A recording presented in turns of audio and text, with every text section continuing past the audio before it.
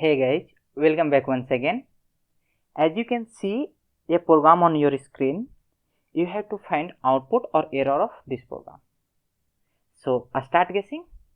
Your time start now.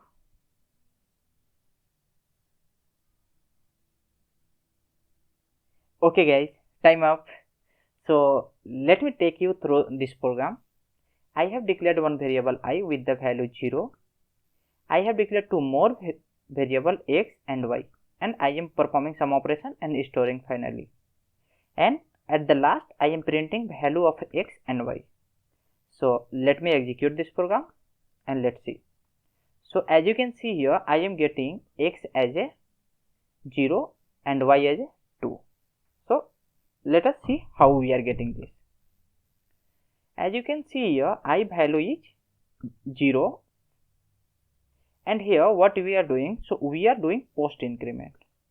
So first what will happen here, that x value will be assigned, the I value will be assigned to the x. That means the value of x is 0, right?